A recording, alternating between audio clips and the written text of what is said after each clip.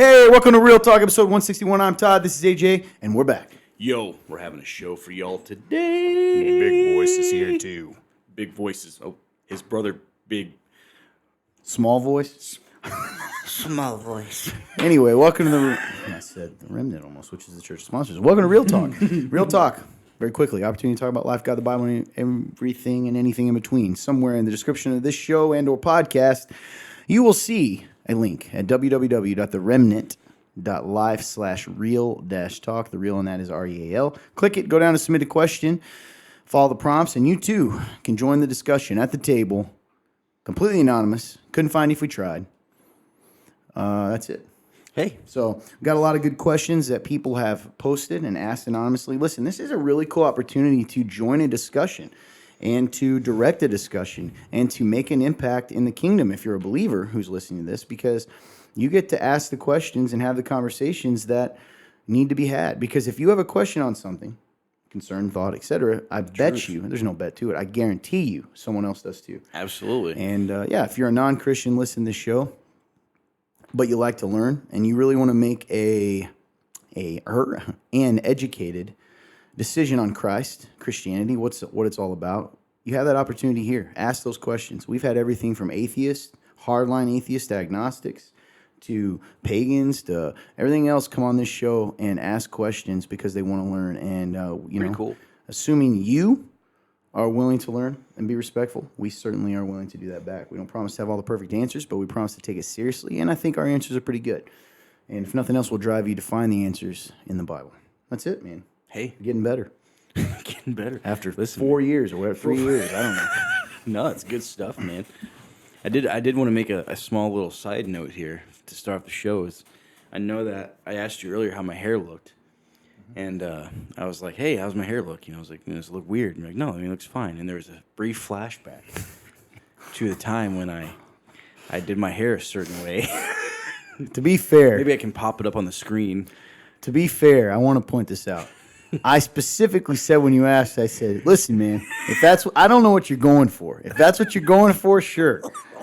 Because do you remember who you said it was CM Punk. It was CM Punk. I was like, hey, you know what? The issue is CM Punk's a wrestler. Mm-hmm. The issue is, or a sports entertainer, if you're Mr. McMahon. Hey. But what, your hair does not appear to be as thin as Mr. Punk. Correct. Nor did you probably wet your hair enough. Oh, not at all. I think you just tried to make up for a lack of water with product. And what we ended up with, well, you'll see. Was a good time. Yeah, I'll put a picture up. Probably right here. Yep. Anyway. Yes. So, pretty excited today. Yeah, man. Why? Beautiful day. I think the sun was out the last I looked. Now we're cramped up in our slovenly hole of a studio. The darkness bringing a show to you. I'm just kidding. But anyway, last I saw, it was bright outside. Funtern's already given us the look of like, my goodness, what's happening, which tells me it's a good show. It is a good show. So, reason I bring up the questions, though, man, you guys are long-term viewers especially. You guys are slacking. You're telling me all of a sudden you figured out every single thing in the Bible? That's a lie. Liar. So, wow, you just offended people. I didn't say you were a liar. I just said maybe you aren't telling the truth right now. But yeah, drop those questions in, man. I don't get it. I guess I do get it. You just don't want to do it. That's pretty obvious. Sure. So anyway, we'll move on here. Welcome. We gave you the link. We told you what's going on. We should have done something crazy to catch people in the first 30 seconds. That's how you get them. I'm not wearing pants. See, something like that. That would have been. I am wearing pants. If I wasn't, that could have got him. Funtern's already looking at the ground. I'm just saying, that could have gotten attention, It's right? true, man. It very well could have. Hey, maybe I can take that part. Just literally, we'll do like like those old like Chinese movies that have terrible like delayed audio. Subtitles. I'll just take Or you just cut that half, like 0.2 seconds, put it at the beginning, then go into the normal. That's true. That'd be so funny. People are going to go, what? I think it'd be funny if you went, I have no pants. Anyway. Hey, so before we get into this, we've got some articles, really a lot to get to today. I slept more than 1 hour, maybe 3. Which is great. Which for me is a big deal. That is a big deal. So we'll see if that makes a difference today. People are gonna go. Please go back to not sleeping. Oh my goodness. So let me ask you this, my friend. Yeah. Life's a journey. Life is a journey. Yes. It's a highway. Some would call it a highway. We're all just riding it all night long. You got to ride it all night long. That's how you So live. my question to you is, amidst the twists and turns of life, Okay. how's the view? How's life going? Let me tell you my view. Okay. One word comes to mind, and I said it in my prayer before the show started. You did. I knew exactly what you were going to say. Did you really? Yeah. No, not in the prayer, but just now. Yeah, I knew you were going to reference that. Man, you know me I know so you. well. Yeah. Redemption. It's That's funny. the word. Sorry. Redemption. Yeah, that's the word. Yeah. So, it's kind of cool. That was a nice neck. Yeah, they can probably hear that. That was a good I'm one. sorry, I can't. guys. I have a lot of neck I'm problems. gonna literally take that and just up it by like 10 dB, so everyone just goes like out of nowhere. I have a lot of problems. That's gonna be. I'm so excited. A lot of years of football. Yeah. Just, many times I go, was that worth it?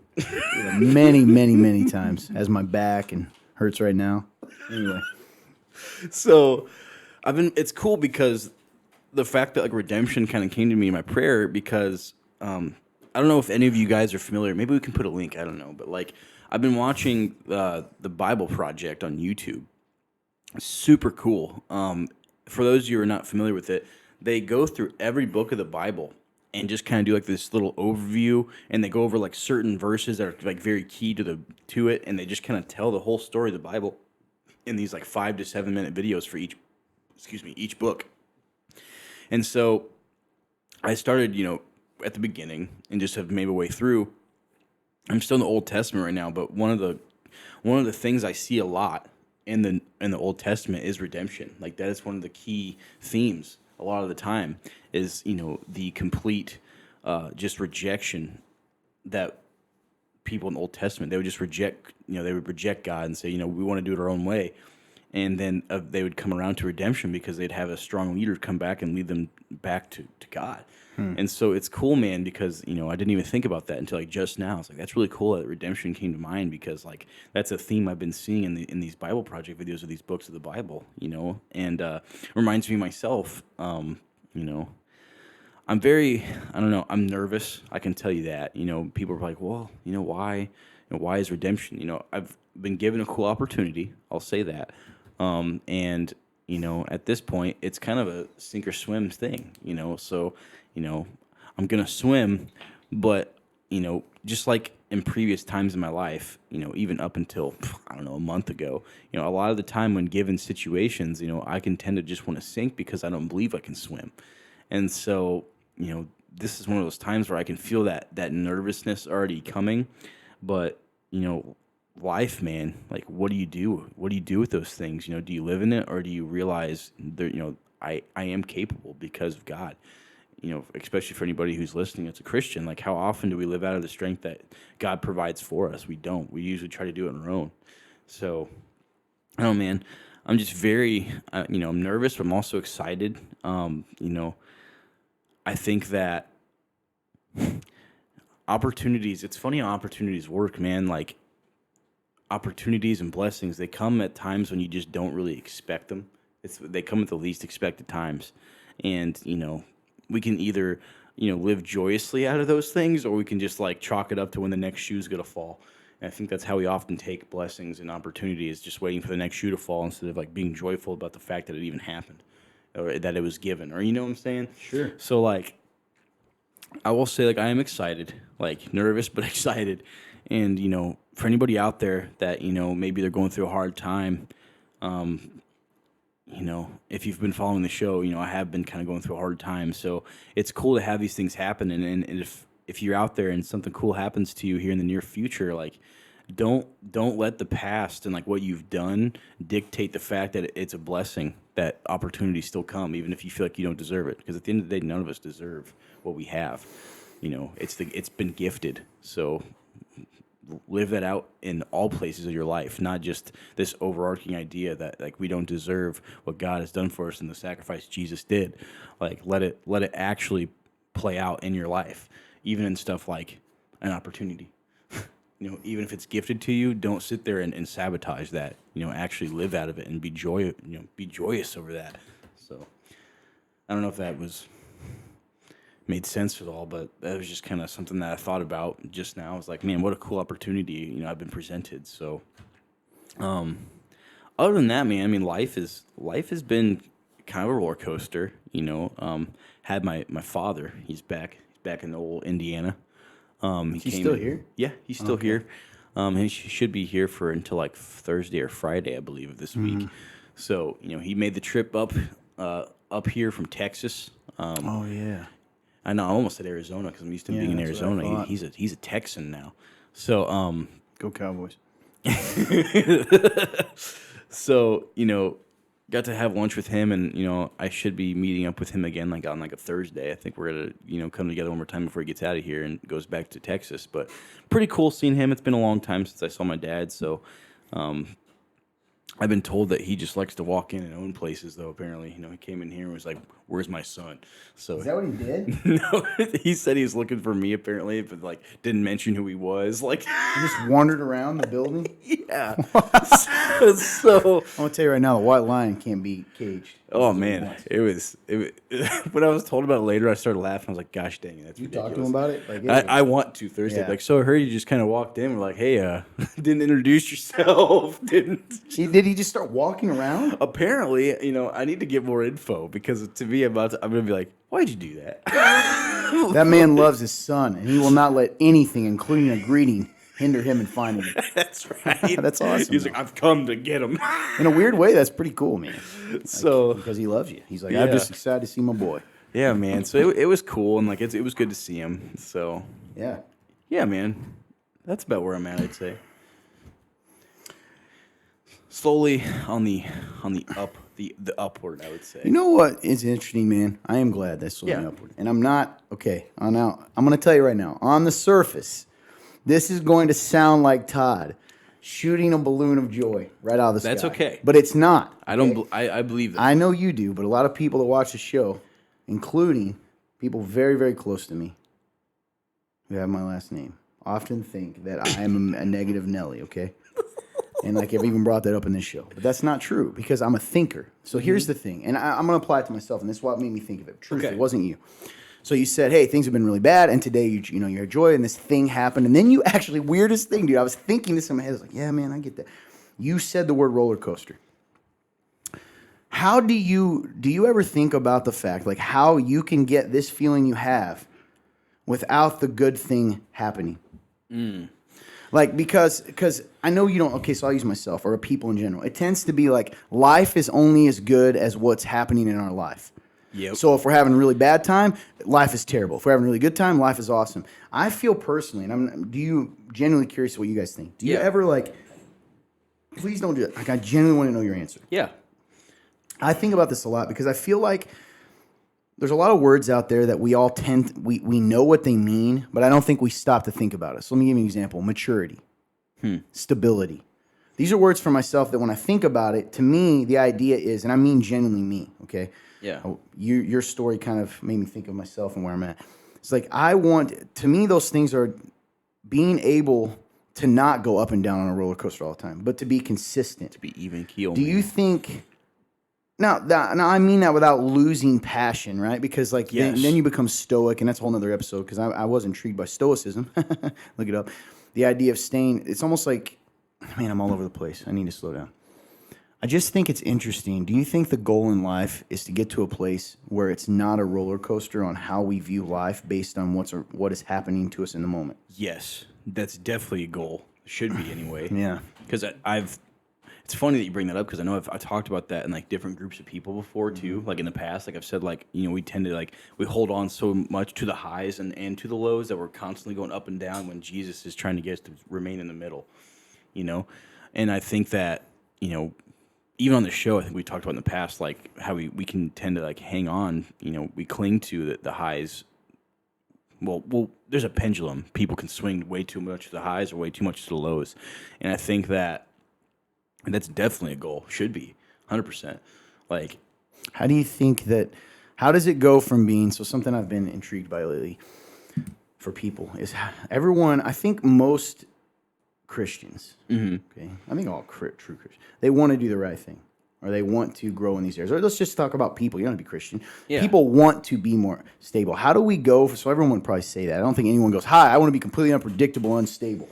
So, You're right. What's the action that can lead to that? I think. Do you ever? Because I think a lot of times people out there, we all tend to say, "I'm going to be more stable." Yep. But we leave it kind of nebulous without any actual goals or steps in order to get there. Right. Does that make sense? I think that comes in the absence of knowing how to be stable, and people don't want to ask how to be stable. Like people aren't willing to, like, because they can't handle the fact, and this is how I am. They can't handle the fact that, well, I know I need to be this thing, but I don't know how to be it. But I don't want to ask because then I'm inadequate or I'm whatever. Yeah, man, that's really honest of you to say because that's so true of people, particularly men, though women too. But I can't tell you how many guys I talk to who would rather fail, not move, be stagnant, or whatever, simply because they won't ask. Because somehow in their mind it's beneath them to ask. Because to ask is to admit weakness, and that's one thing I've told this story a lot. I have a lot of flaws. I typically talk about my flaws instead of folks. One of the things that I've always had that I guess it can be annoying. So you could ask my mother this. I have always been a guy that asks questions. I love asking questions. Now, I think a lot of times she used to view that as argumentative, right? Because she'll tell you today, like my family calls me LT, and she will tell people. Now it's so funny too. As parents, when they grow up, they view things through a lens of like, I love that trait of my son, but they hated it when they're raising you. So when she tells the story now, she goes, I used to always tell people, if you tell LT to cross the street or go the other side of the road,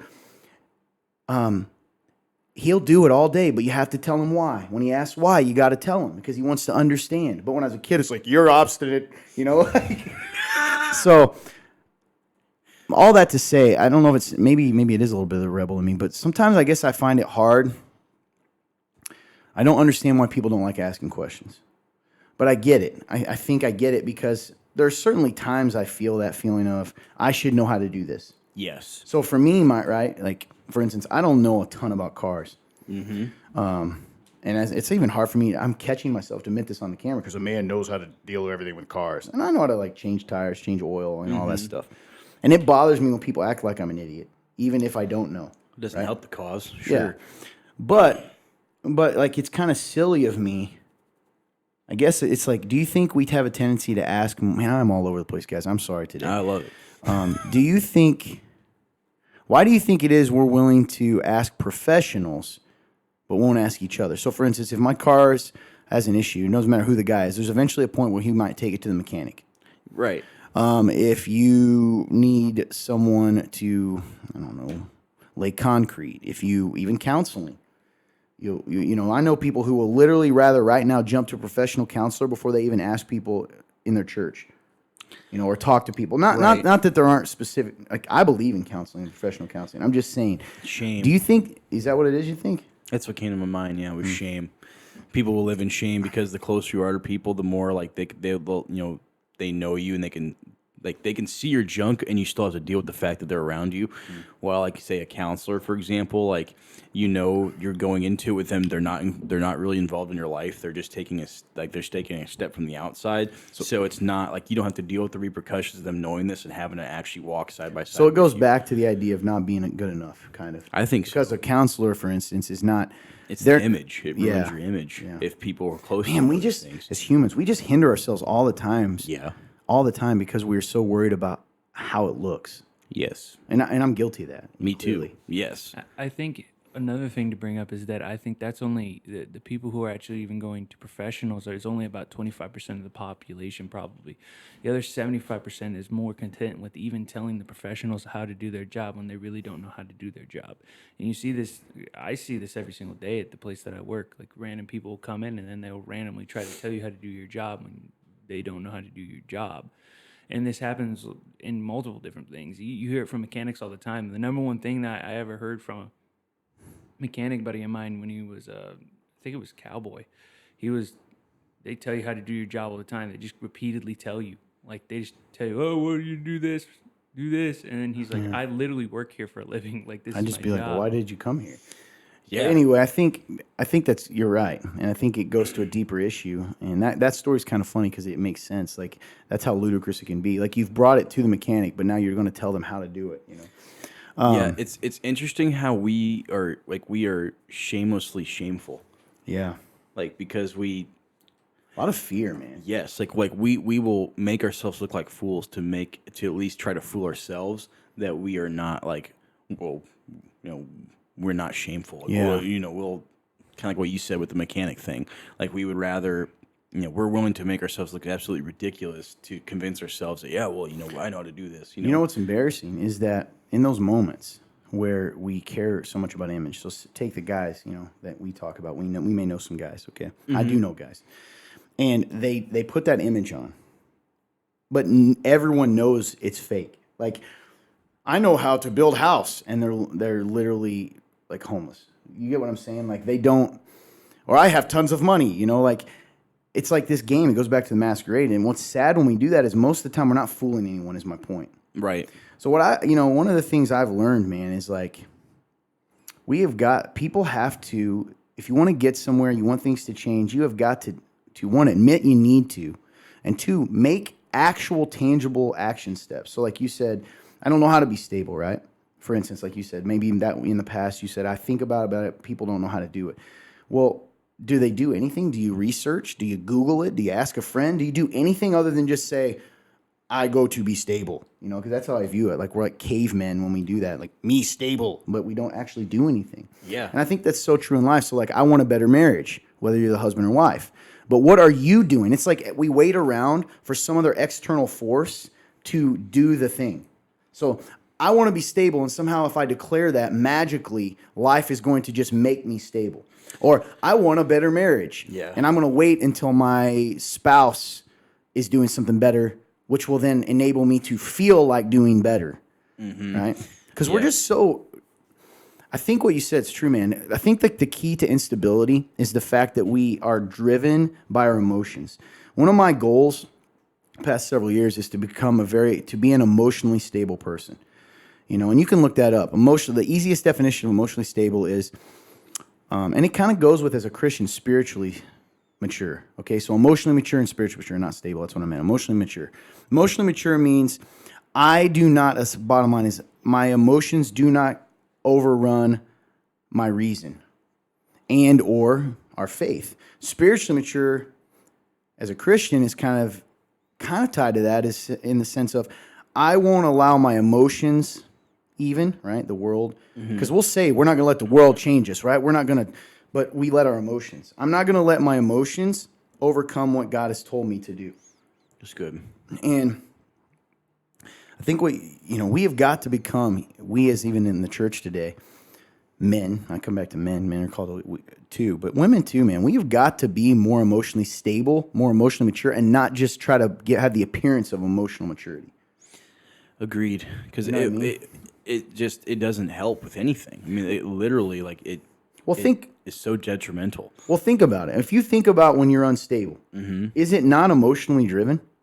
It is. So like that's why your story was cool and kind of tied. It's like things, and I know you meant it deeper. Like you're saying, hey, don't let the past dictate. Don't look a gift horse in the mouth or whatever. Like that old saying, which I don't even get that, but essentially don't not accept a blessing just because things haven't gone well, that kind of thing. Yeah. But if you think about it, when you just look on paper, it's like life's horrible, horrible, good thing happens, life's good again.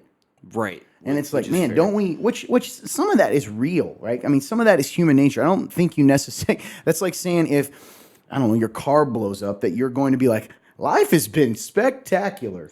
Right. But stability isn't necessarily, but again, I think we're tying it to emotion. It's like being emotionally stable is being happy all the time. And I'm like, that's not true either. No. So it's just interesting. To me, like, I'm being emotionally stable would be if your car blew up and you went, man, that really sucks that my car blew up. But hey, you know what? I'm not gonna let that affect the rest of the day. I know I need to get that taken care of, and that sucks, and that's gonna be hard. But you know what? I am thankful for this or whatever. You're able to still find something else to focus on rather than just like panicking over the fact that like, oh, like my car blew up and now it's gonna ruin the rest of the day. Like that to me is emotional stability. Yeah. You talked about this a while ago with this. It was a month ago or maybe a year ago, and maybe it was just to me. It's a big But- gap. It's hilarious. Listen, it was a month ago, a year ago, or a decade ago. At some my point, memory- you talked about it. Look, my memory's not as good as it once was. That was hilarious. But the idea of like in that situation, your car blows up. It's the difference is is the response. It goes back to even Yes. with David and things like this, and we can learn a lot from David and his story, even with Bathsheba and his response to that. And some people go, "Well, what do you mean, Clint?" And I go, "Well, here's the thing." He responded in a way where he not only he trusted God because he did weep and he did that, and you see that he mourned, he did all these things. He asked God to change his mind when he was going to take his son and kill him, and he asked for all those things, and he even says in the Bible, he's like, because there's a chance, and I was gonna do that. I was just hoping like maybe there's a chance he'll change his mind. Right. So that instance, you're not trusting God in any of that situation. You're not having faith. You're not doing any of that. You're not even having the humility to ask him or even tell him that you're angry. You forget the heart of God and you forget who God is. So in those moments, I think it goes back to spiritual maturity is directly connected to emotional maturity, like you said. But if you are spiritually mature, you will be emotionally mature because by the very good. definition, you will be humble. You will Yeah. have faith. You Absolutely. will immediately lean on Christ in those moments. So when your car blows up, you go, you want to know what? This sucks, but I trust that you have my best interest in mind, and I trust that you will take care of me, Lord. And I ask you to help me in this situation, and I give this to you, and I ask you to help me to be joyful today. Absolutely. And you put it behind you, and you move forward. And I think those are the people that smell like Jesus. They walk around with faith. They don't know where they're going to get their next meal. They don't know where they're going to get their next thing. They don't worry about that stuff. It goes back to the parable about not worrying. You can't change your height, so why are you worried about all this stuff? And I think a lot of people want to justify everything they want to do. They want to make excuses, and that's why we live in this constant state of delusion or minor narcissism. And I think that's how you see throughout your whole life. That's why you're so ruled by your emotions at the end of the day, because you have no humility. You don't want to admit the truth of what it is, which goes back to the whole Kingdom series that you did. If you don't want to look in the mirror and you don't want to grieve and mourn your sin, like you don't want to mourn what you are, you will never grow past the point of acceptance, because you may have accepted Christ, but you will never grow because you're just sitting there in the puddle still. You're the man by the well. Not by the well, by the pond, sorry. Yeah, man. It's interesting. I like what you said, because that's why I said they're connected. And I think you put that really well. You know, if you're spiritually mature, you're going to, by definition, be emotionally mature. Right. A lot of Christians out there, a lot of those of you listening, you've got to be willing to admit you are not a spiritually mature person, because your emotions, and we all have it at times. So don't judge. Some people out there are like, who really do strive to move forward, you know, or strive to follow God. You're not the ones I'm talking to, because you probably you're going to beat yourself up when you hear that. We all are going to, you know, have moments of that. But I don't believe we should use that as an excuse to stay in it. But there are a lot of people out there that live in some kind of crazy world, man.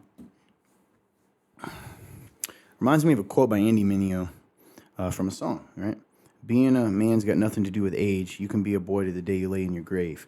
And I think that's what, for a lot of adults, there's a lot of women that are girls, you know, 40, 50-year-old, 60-year-old people, that you just have the appearance of maturity, but to the crowd, but at home or anytime there's pressure or heat, the truth shows. You know, this verse has been coming a lot to me lately, and I'm going to talk about it, I believe, in a series or a sermon at some point soon, or a message. But, you know, having the appearance of godliness but denying its power. That is a powerful, powerful verse. You know, that the idea that there are a lot of believers that, in a lot of capacities, have the appearance of godliness, but don't really believe that don't allow it to change them.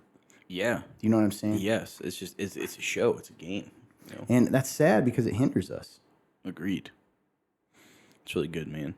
One thing that came to my mind, you know, using the idea of like, when you're spiritually mature, you're going to be more emotionally mature. It reminds me of like even like what Jesus tells us, right? Like he tells us like the 2 laws to fulfill, because the rest will be, if you do those 2, the rest, all the other laws will be, they will be fulfilled just by following those 2. That's what it reminds me of. Telling us to, love God with all your heart, soul, and mind, and then love others as you love yourself. Therefore, all the others, you do these 2 things, the rest will be fulfilled. I'm like, dang, it's very similar to that. Like, if you, it just comes naturally along with it. So, Yeah, it's interesting, man. So, appreciate you sharing, because I think it's been something I've been pondering a lot. I even have it in notes. What you saw me doing on the phone there, I was not, guys, actually ignoring you. I was writing down notes for later for me to think through some of the things you both said. yeah. Because it's interesting to me to continue to sort of to meditate on some of this.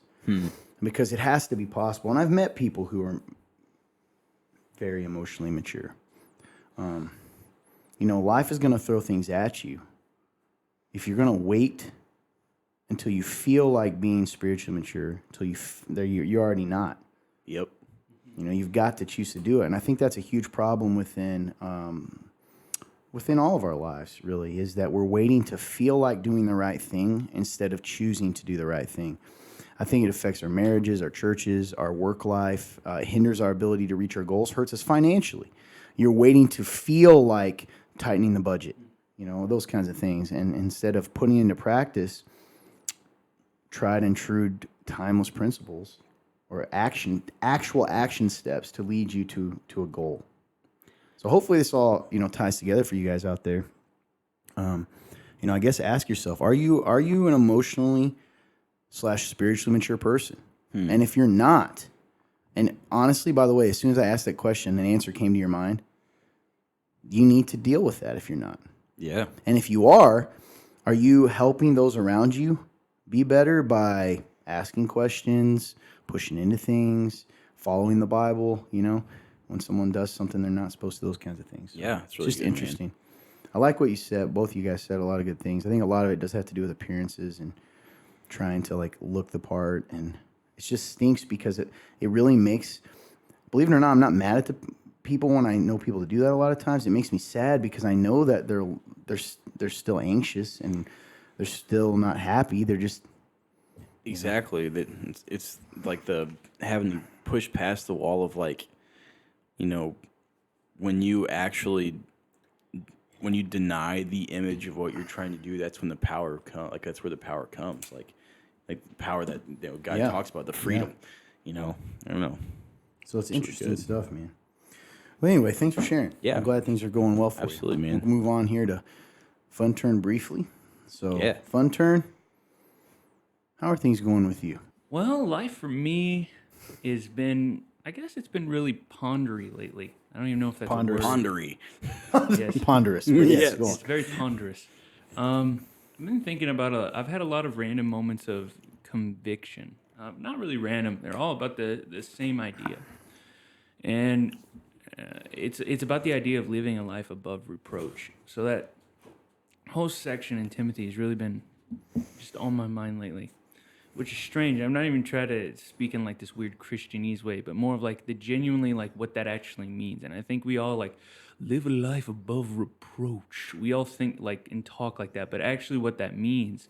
And there's been little moments of it coming up, and I've had to be yeah, I know God. I'm like, well, I don't actually, but thank you for teaching me. And I've had all these little moments of you need to live in a certain way because the fact that you aren't is making your life harder. It's making you not actually able to do what you could do, and I don't even really know what I'm supposed to do or what I could do. Even I don't even understand the idea, but more of you're not living in the way you should be. If you're gonna live a life above reproach, all these little things that annoy you and all these things you can't actually talk right now because you aren't walking the walk. And I guess it's almost I'm on a delay, but it's this. There's just been these little moments of hey, you should change that, or hey, you should speak in a certain way, or you need to stop with that excuse, you know better. All these little moments are coming up, and it's almost, and there's small things even at work. I play secular music at work as much as I play Christian music at work. But there's been a few moments now where I've been have I taken it too far the other way? And what started out as a good place, I don't think it's in a good place anymore. So it's moving back to playing Christian music all the time, even though I may be hated. And I think even recently, like, it's even more of a thing of like, hey, you've allowed them to change you because you got made fun of once. And then even more than that, like, you just don't want to put in the work to find more Christian music and put them on a playlist. And those little moments. Or when I talk to the guys and it's about something small and I'm like, gosh dang it, I could have lived my life in a better way. Essentially, I am paying for not living the way I should be in certain areas. So like whether I mess up or all these things, like I'm having to bear the weight of that, but also having to understand like this weird place of you haven't lived a life above reproach. So you haven't truly lived this. However, to go and now do that, just because you have not lived it does not mean you can't start trying to live it. Truth. And in that, you will have to suffer. You will have to, like, there will be suffering. There will be, it's not going to be easy. It's going to be harder because you didn't do this in the first place. You didn't do what I said in the first place. But that doesn't change how you should live, no matter what they say. So I can't change when somebody disrespects me. I can't change when they don't hear what I say. I can't change when essentially anytime the wind blows against me or anytime all these things, I can't change. I still have to live that way and live a life above reproach, even if they don't believe it. Even if everybody around me doesn't believe I've changed at all. Even if everybody still thinks I'm a scumbag. And no matter what it is, it does not matter. I still have to live that way.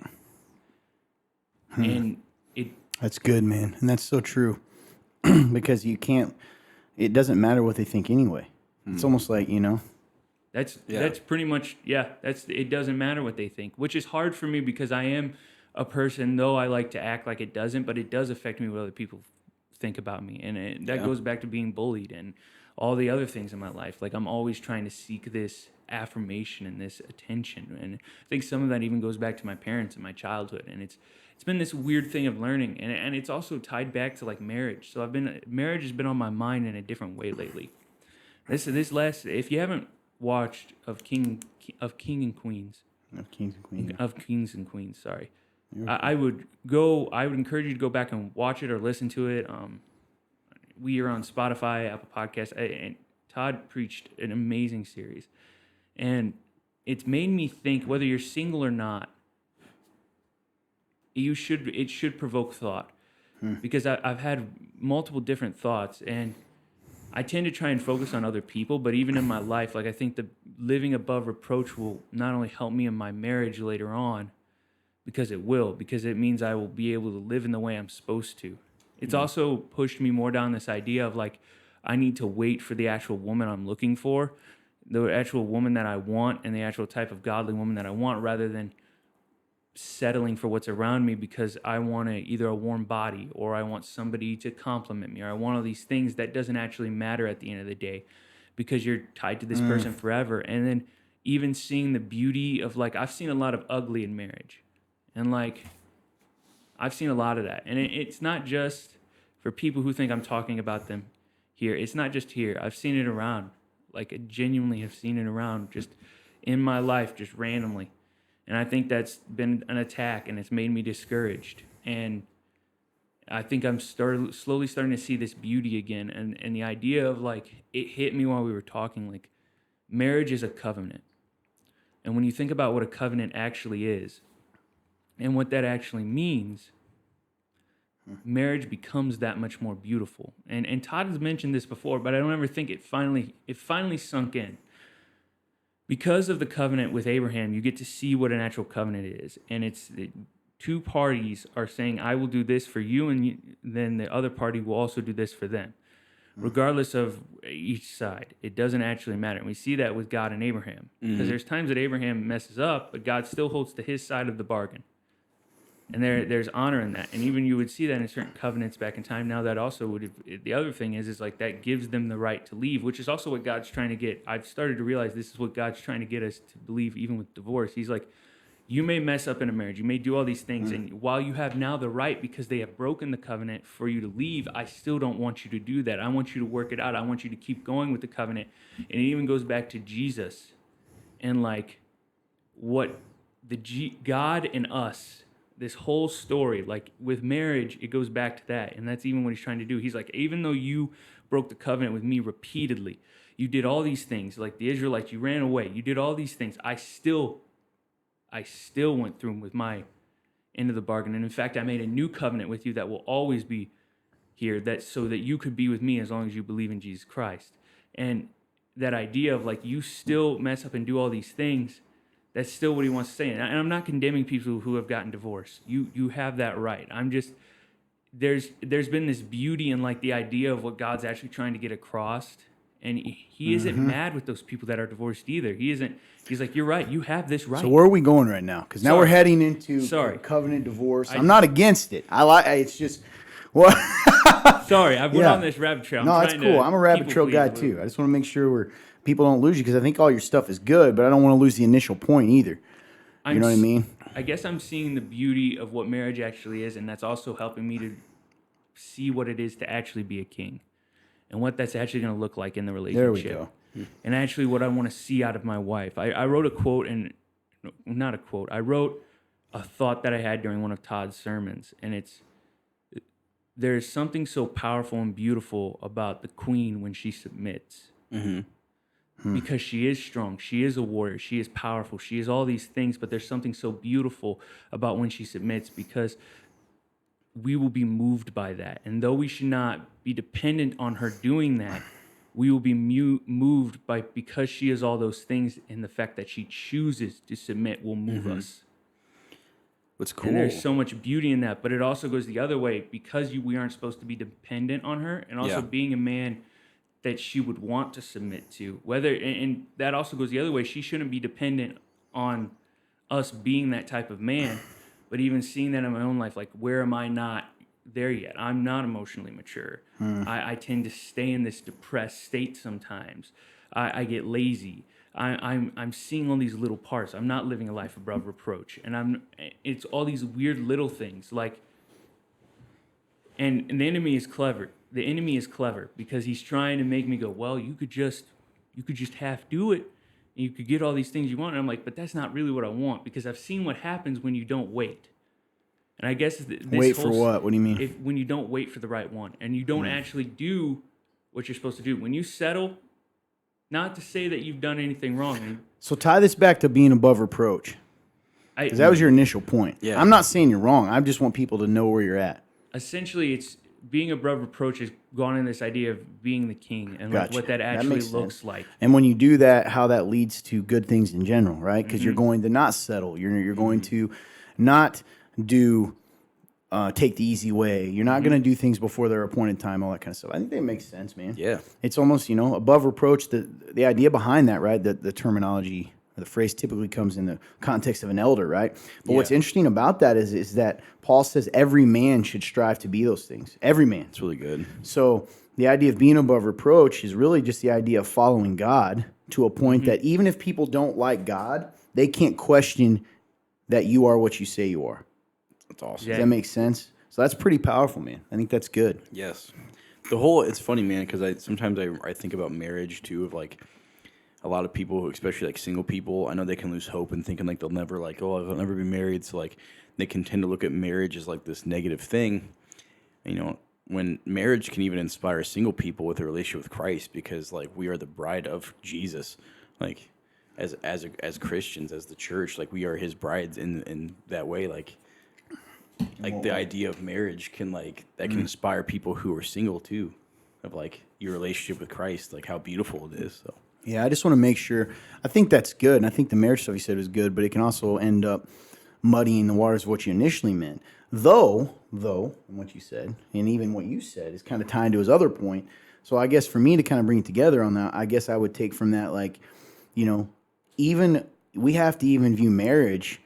Like, if you say you're following God, but it's not shown in your marriage, if you're not living your life above reproach in marriage, are you actually following Jesus? No. And you're coming at it from a single perspective, but it's the same thing. And encourage you, man. This is what's funny about me. So not everybody, some people are like, God hates marriage and family. That's so stupid. I don't.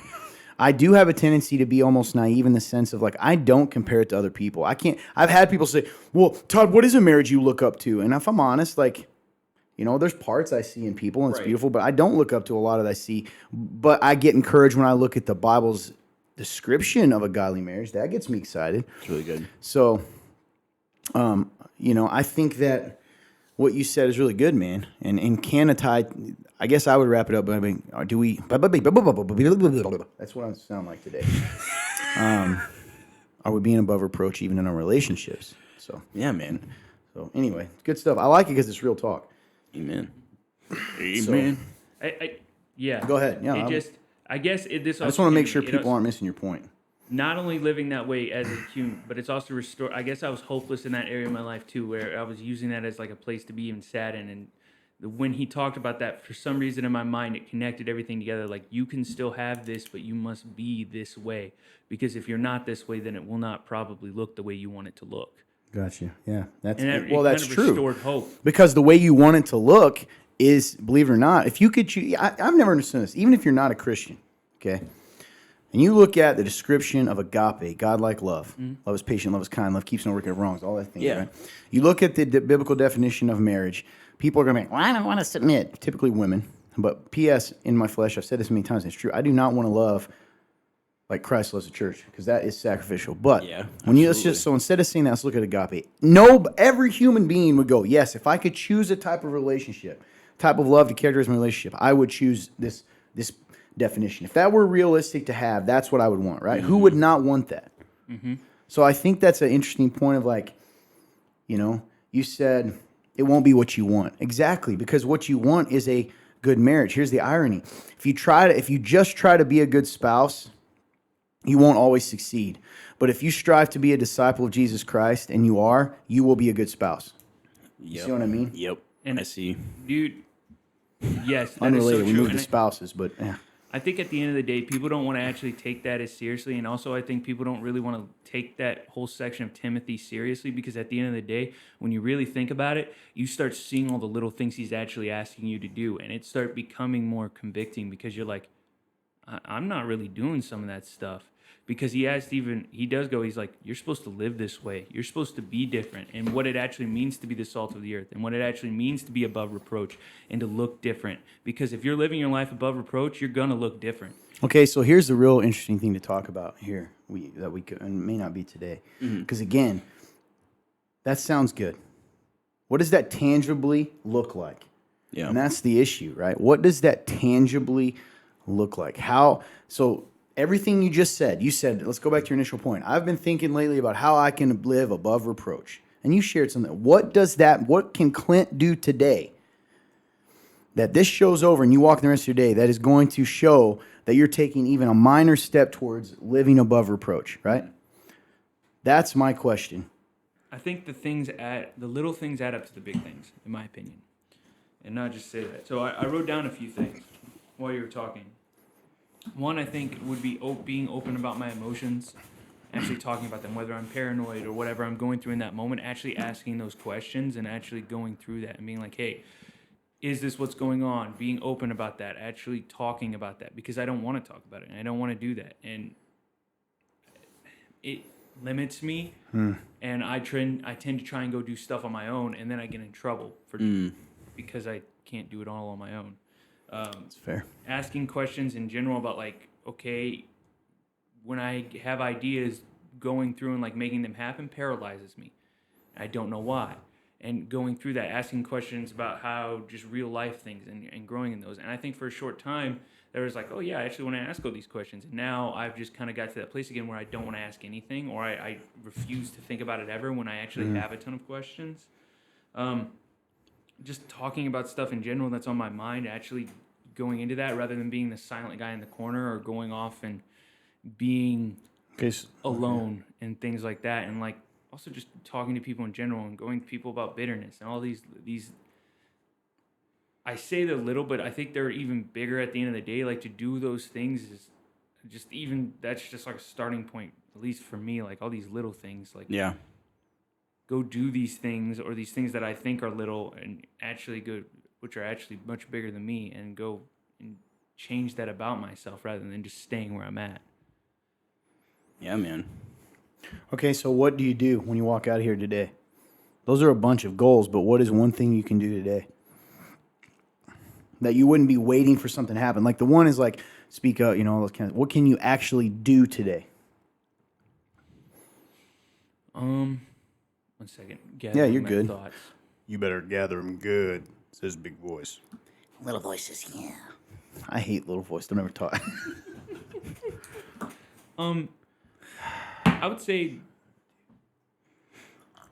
do research on things that I haven't done before. So like, What about asking?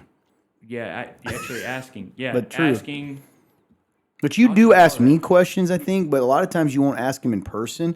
You'll do it like, Yeah. Do you have is it hard to ask him in person? Yeah, I don't want to bring down the mood, or I don't want to like distract from what we're doing, or to be random. All right, sorry, I didn't mean to cut you off. So you said do, because I changed it up. So do research.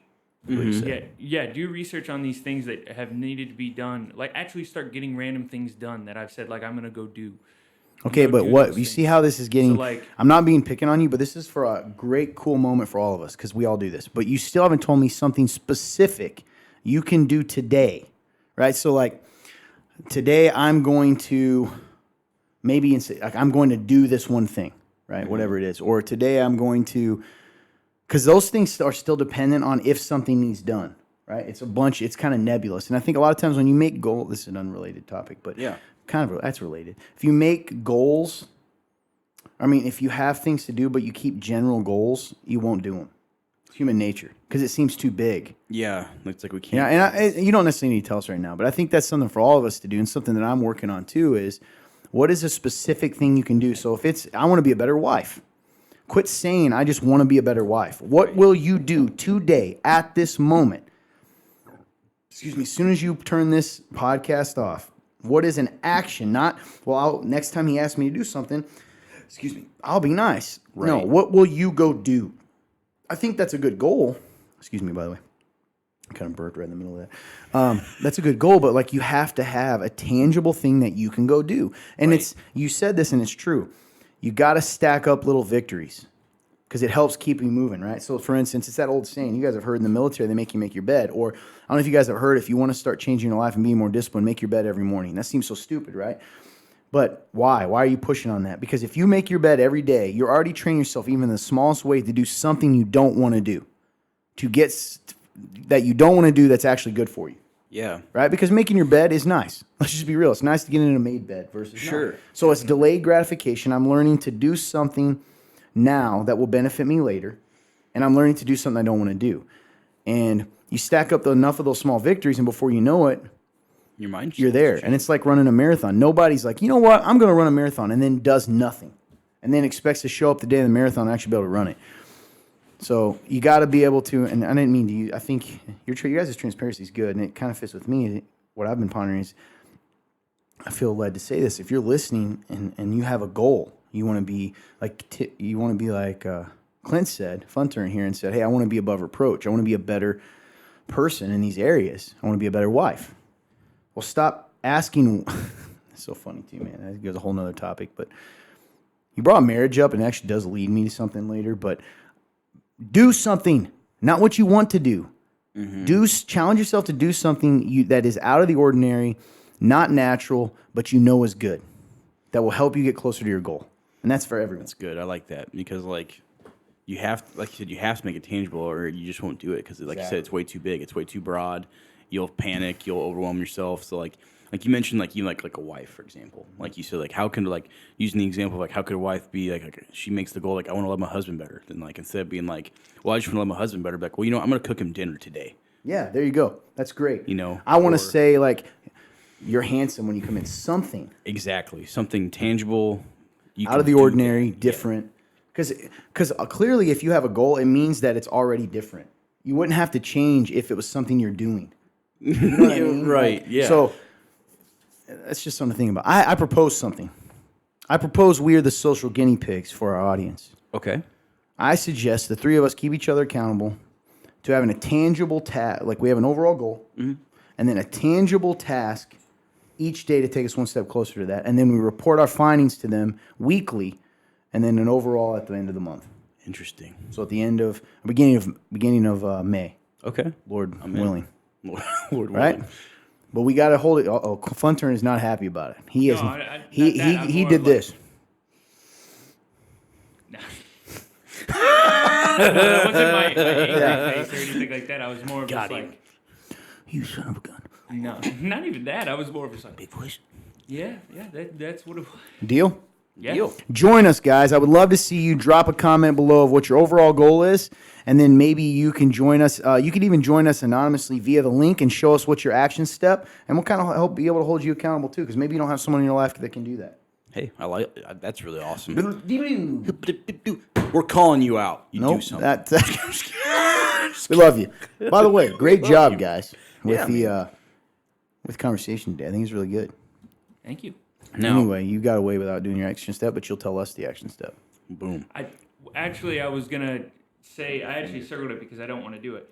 I Cut my actually didn't finger. even read it anymore. But asking you about how to with my ideas, whether it's an event or whether it's a video series or whatever it is, how do you move into that and essentially ask you the question of how do you actually move into that and actually do that without being paralyzed? Because when you look at the whole thing, I'm like, I don't really know what to do with this at all.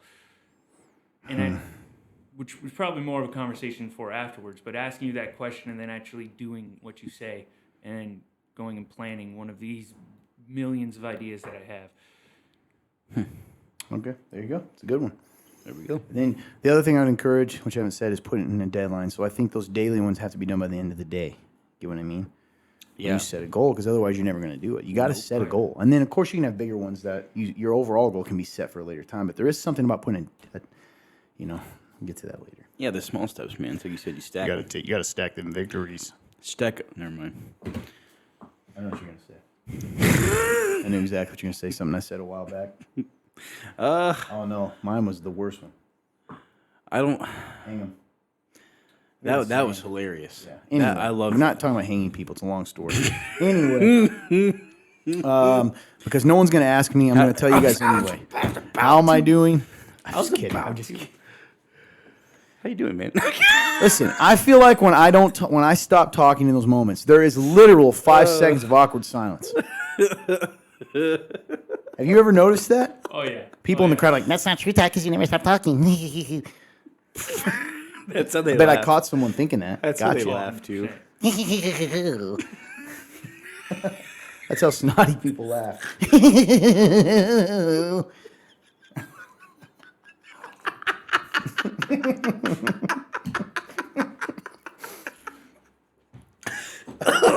I can't breathe.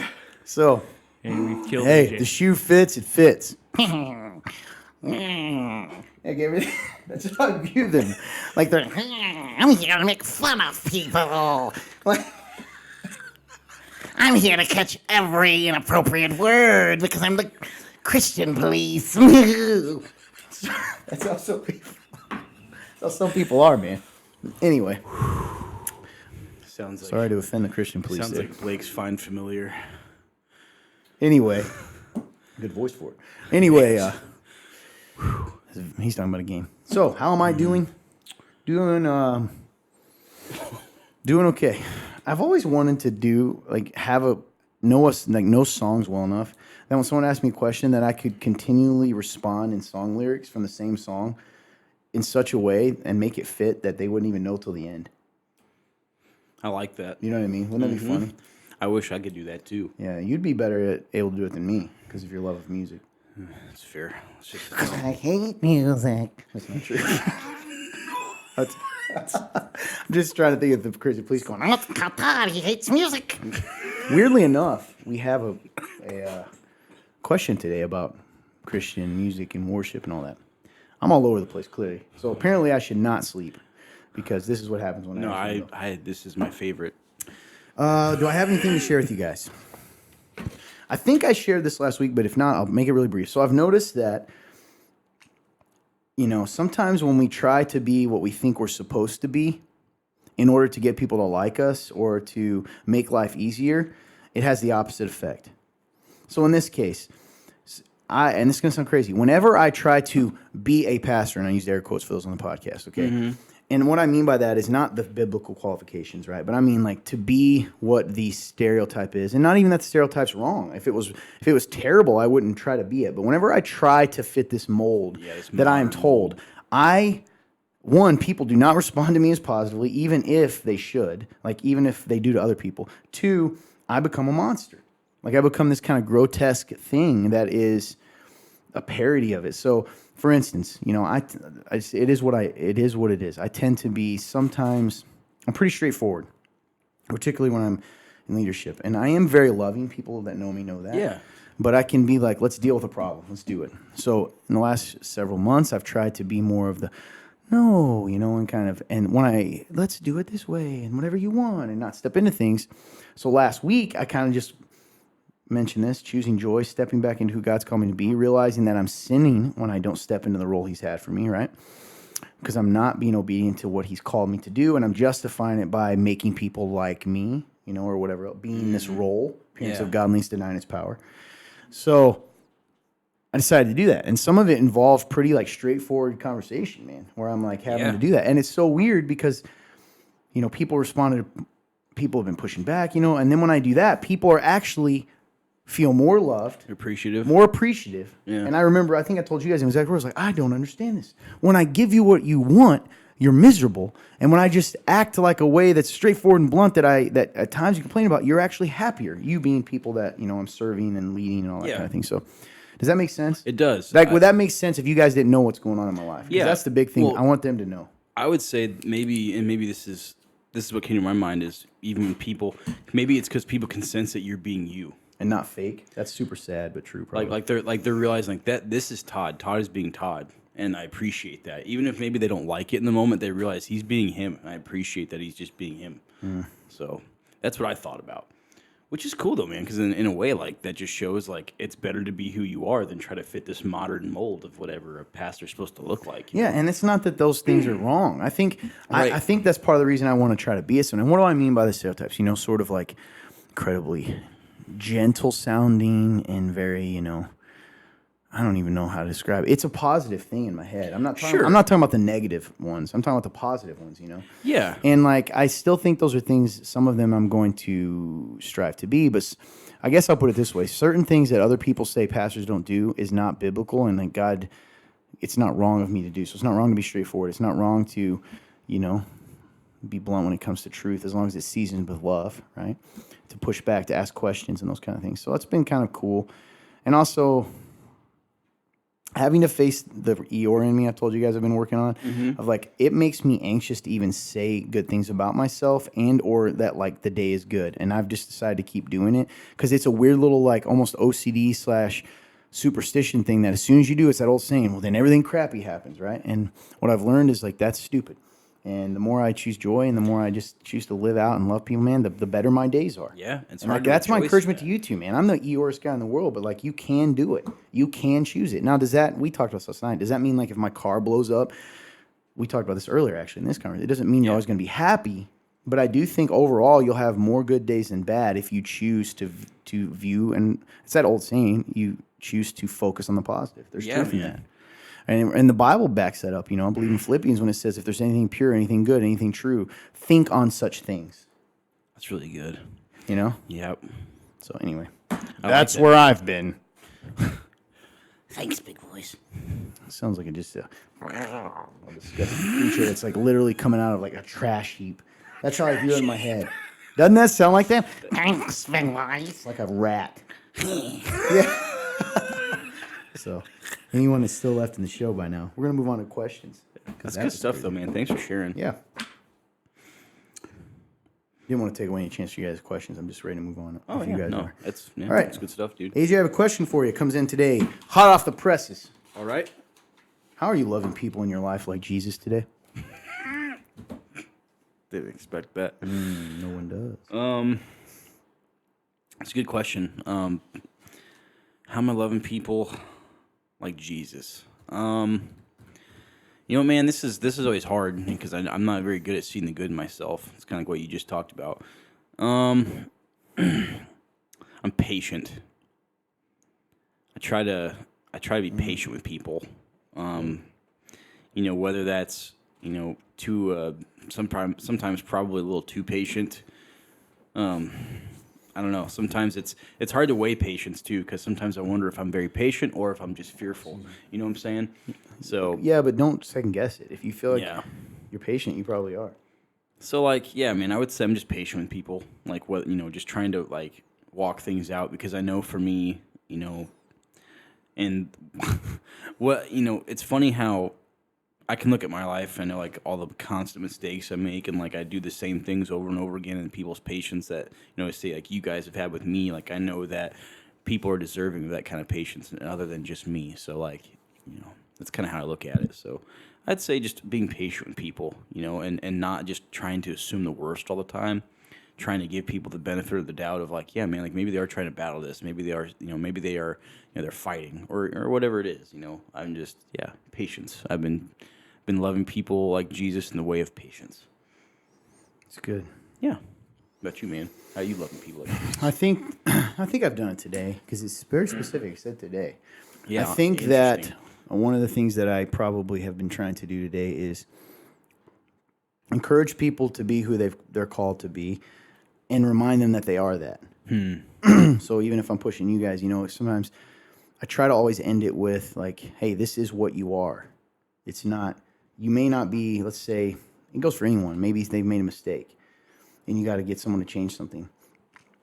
It's not telling them that what you are is broken and messed up. It's like, hey, you are a king, for instance, and be that, because that's what Jesus did, man. He always saw people for what they were, or what they truly were, and not what they were in the moment. Yeah, man. So when he calls Peter the fisherman, and I love it, man. And every Christian knows the story, but it's so powerful. He says, "You will be called Peter, for you will be the rock upon which I will build my church."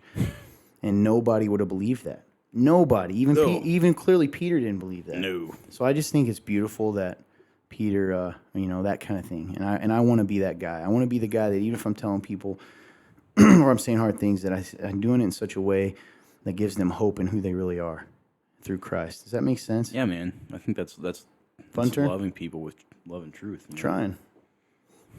You have anything? You ever loved anyone today? Just kidding. You ever loved anyone today? A lot of me is, I think, it's slowing down and then just talking and actually talking with somebody. It's saying what are you doing, not what do you want to do. What is something that you you think you do? How are you loving people? I try to be that guy. I try to love on. How do I put this into words? Because my brain's moving fast. I get it, man. Mine too. Faster in your mouth, yeah. Yeah, one of the big goals I have, and I've started doing it again. For a while, I stopped. Is try to have these small little conversations with people. So like before I go into meal, one of the things I do is I try to walk around and talk to everybody, and like try to have little interactions or things like that. I try to focus on the youth because sometimes they don't get seen a lot, and I just go up and I go, "Hey, how you guys doing?" I mess with them a lot, and I get sarcastic, and they dish it back just as hard. It's actually quite impressive, and just kind of try to talk to everybody because I know a lot of people don't get seen, and I want to try and be that. I don't want to ever be. Yeah, I'm trying to see people and love on people the best I can as I go, because that was something that happened to me, and I don't want that to happen. And I see that a lot, and just try to reach out to everybody in all these little moments and be like, "Hey, man, how you doing?" Yeah. Which sometimes leads to crazy conversations, and sometimes it's just like, "No, I'm doing good," and I'm like, "How are you really doing?" Like, "I'm doing good," and then All right, they man. leave, and you're like, "Okay." Okay. Well, I think you do that too, man. And I know that doesn't always get noticed or appreciated, and it can make you feel like you're rejected, but it is cool that you do that. So well done. You're up, kid. All right, let's see. It says this person said yes, please, on bringing the special guest on. So they really want to see this special guest. And they also said, could we do another Remnant Kids series? Never. I will never let a child be on this show again. Dude, Yeah, because children don't speak wisdom of God. That's what church police would say. Anyway, I think we could do that. That was a really fun show, actually. When we did it a couple years ago, we did a Remnant was Kids cool, man. episode, and it was I really actually there's appreciated some it. deep stuff in there, man, that they said because. So yeah, I think it's a great idea. heck yeah. Just thinking about the fact that I did that voice again. It's hilarious. So here's an interesting question. This has to be a coincidence, right? Funtern finds out blueberries help with stomach issues, and a blueberry muffin goes missing the same week. I want you to know, I don't know who this is, and I saw this because I make the things, and I literally sat there for 20 minutes going, I don't know who you are or what you're talking about. Did you steal someone's muffins? Not that I know of. Blueberries? I can't. First off, I do know exactly. I know the situation exactly. You do too. You just don't ever slow down to think. Okay. Well, I shouldn't say ever. I just insulted you terribly. You never think because that's who you are. Mindless. Yeah. Anyway, you remember last week a certain guy was really sad because his blueberry muffin was taken. It was someone we know. God, AJ, you're hard to have shared moments with, man, because your memory is like a fried drug addict who doesn't remember anything. So, yeah, I do know the situation. There's a certain person whose blueberry muffin was. Now, here's the funny part. Well, it has to. There's This only is one actually person, hilarious. and I don't know why they didn't. Wait a minute. This is hilarious. This is hilarious because it's anonymous, okay? And we can't assume we know who it is. All right. Now here's the situation. Okay. There's a blueberry muffin. The guy. Now here's the weird part. So this certain guy, we will call him Brad. Okay. Brad, when he came from a gas station, Yeah. at which times a lot of us guys, a lot of people here at the church, will grab each other drinks or snacks or something. Right. So he comes in, and I didn't get one that day because I didn't want anything. But I was really hungry. I wasn't here. And he goes, hey, man. He had a couple candy bars and a blueberry muffin. He goes, hey, man, you want a blueberry muffin? And I said at the time, I'm not a huge fan of blueberry muffins. Like, I don't dislike them. But I'm not going to go pick a blueberry muffin. You know what I mean? Unless they're those the Jiffy ones, the Jif ones that are made. That your mom ever make those? With a mix, and you can put them in a... Oh, yeah. Those are Actually, yeah. good. Anyway. Never had those. Oh, bro, they're so good. In fact, I wish we could have some right now. Anyway, oh man, those are good. Back to blueberry muffins. So he asked me if I want a blueberry muffin. I said no because I didn't want one. I think I remember this now. It's Well, coming back. literally. Now here's the thing. Can we just say if a guy offers you the blueberry of all of the things he has, and he offers you the blueberry muffin, what is your implication? What would you take from that? This muffin's free game. Thank you. I would agree with that, right? Which is part of. Don't make that face because you don't know what you're talking about, all right? Let me get to this. But yes, I would also agree that he must not care too much about the blueberry muffin, right? Yeah. Would you agree? Yeah, It's sort of let's be real, it's a throwaway snack at this point, Yeah. right? He doesn't want it that badly because it's the first thing that he offered up. And all the seriousness, I thought when he offered me this, I remember going, he must not really like blueberry muffins. Because I thought he got it from like the bargain bin. Remember that? Yeah, I remember Local the gas bargain bin. station was having 50, 75% off everything. I remember. It was a great time. So, Hit my nose. So anyway, a full day passes. yeah. Full 24 hours. Brad comes in and goes, I think we were just talking about it again being hungry or something, right? Yeah. Because we were hungry as men sometimes. And we're sitting around and he goes, he's walking around and goes, man, I just don't know who took my blueberry muffin. So the blueberry muffin was taken, okay? Yeah. And why are you making that face? Because it's funny. I thought you were assuming I had something to do with this blueberry muffin. We'll get to What that. do you mean? I knew it. I knew when we get to this. So I tell him, I'm like, listen, man, I don't know what happened to the blueberry muffin. He didn't actually accuse me. A lot of times I get accused of this, okay? Because when people have throwaway snacks, okay, if someone puts a food out, Puts a food out. all right, and they put it as though it is in the trash, going not out of the trash, not a George Costanza moment here from Seinfeld. You know, whatever. Maybe I eat half the things sometimes. Maybe I do. Okay. Yeah.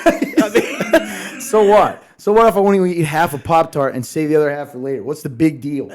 Okay. There's no problem. Well, it's a big problem people have. Anyway, so he's talking to me about the blueberry muffin. Now, this is why the story gets funny, even funnier. So I'm already in my head kind of laughing because he seems so genuinely sad that his blueberry muffin is gone. And I go, you like blueberry muffins? He goes, I love blueberry muffins. And I said, hey, Funtern just bought, because remember the day before, he had bought the banana nut muffins. And they were still up here at the time and not been touched. I was Yeah. like, why don't you just go grab it? He goes, I don't like banana nut. I only like blueberry. And I was like, well, that's odd. In my mind, I'm going, I love blueberry muffins. I'm like, why did you offer me the blueberry muffin? First off, that's a mystery, That is a mystery. right? Because he had Reese's. You know I love Reese's. He didn't offer me that. So anyway, another time goes by. Another day. We kind of let it go. But guess who hasn't let it go? Brad. Brad is. Brad is still heartbroken. How do I know? Because he comes, he goes, well, somebody's setting you up again. And I go, what are you talking about? He opens the fridge, and out of the top of the fridge pulls out the blueberry muffin, and it's halfway gone. So he sees the blueberry muffin, and you should have seen his face, dude, just genuine, like, so sad. He goes, and I go, oh, man. He goes, yeah, it's no big deal. It's just my life. You know how he is. Yeah. I go, hey, there's still half, man. Why don't you just, it seems fresh still. The best part about this He was not interested in it. So I think what he's implying is you had just talked about blueberries, right, helping your stomach. I think he even said that on Real Talk, didn't he? Oh, yeah, I did. Now you see how it's coming together. Circumstantial evidence. So Now I believe you. the best part about this is one, now I 100% know who it is. Two, the fact that this has gotten to this level would also, I had no idea that this blueberry muffin existed. Because I work on, this was another part of like the time where it's like the 3-4 days a week I work and don't see anybody at night. And I could just, The problem is, here's the other thing to this mystery. Someone took the time to shove this half-eaten muffin to the top right-hand corner of the fridge. They did. Why would they do that? I don't know. no. Why would they do that? I don't know, Todd. I don't know why everyone is assuming I have anything to do with this. Hey, he said himself I was probably set up already. I was. Yeah. Anyway, that's the whole story, man. The best part, I had no idea. I literally saw this question earlier this week, and I was like, "What are they talking about? Are they talking about the blueberry muffins I Wait a bought?" second, because now I need to know something. I need to know who you guys think did this.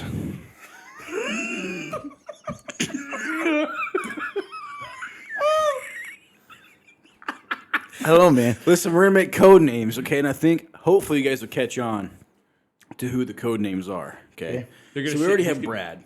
say I think he's just- Brad's out of the picture because it was his mom. I mean, how evil would Brad have to be? Unless he is literally chaotic evil. Yeah, he's just trying to cause chaos in his life. Yeah, I Okay. agree. Change. So we have Brad's probably out of the picture. So Okay. we have Billy. Okay, who's Billy? Which one? Another B? Yeah. There's another B. So Brad, now there's Billy. Okay, I'm gonna think. Oh yeah, Billy. It makes sense. I got you now. I'm with you. Yep, so Billy's possibly in this. We have Cody. We have Arnold. Who else? Wow, wonder who that is. I don't know.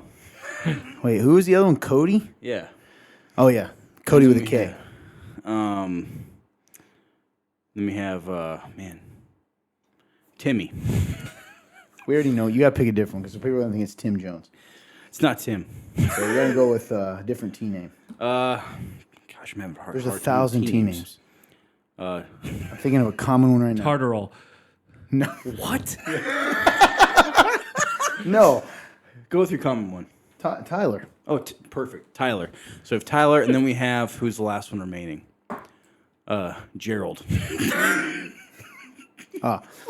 Wait, then who is Caleb? Cody. Who's Cody? Oh yeah, forgot. Anyway, all right. So Cody and then Gerald. I like Gerald. Okay. Yeah, Gerald. Is there a possibility this could have been the raccoon Gerald? The raccoon. I'm sorry. I think it was a raccoon. The raccoon. Is that how you say raccoon? No.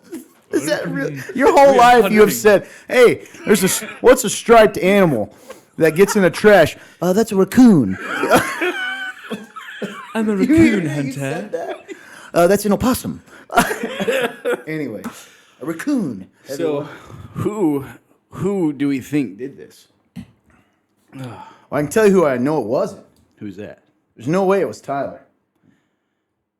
Wait, which one's Wait, there's Tyler? another T. There's Yeah. 2 T's.